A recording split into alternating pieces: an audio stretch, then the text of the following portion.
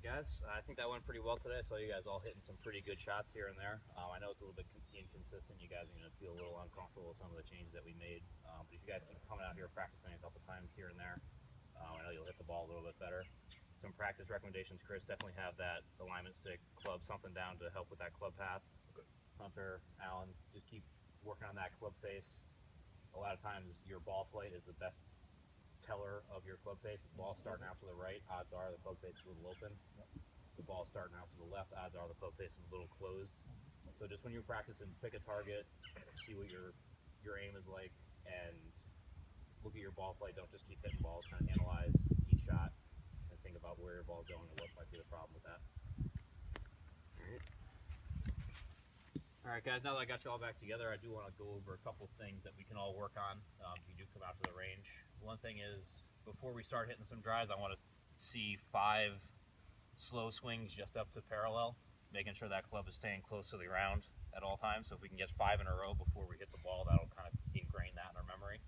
And then one other quick little thing that you can do, every time you hit a ball, see if you can hold that finish, hold nice and square until that ball hits the ground. That's one thing while you're on the golf course, while you're on the range.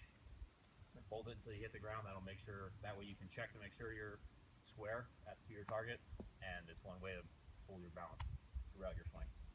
If we do that, I think we'll be the ball a little bit better. So working on some practice, little 9-iron bump and run. Remember, really light grip pressure.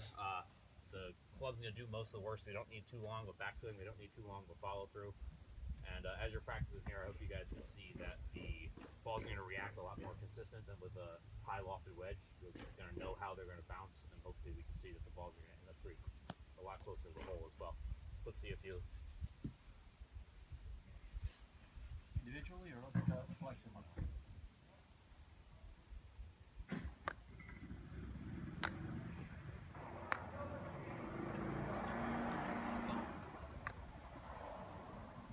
Oh! Go in. No. That's in the hole. That's in the hole. 2 in a row.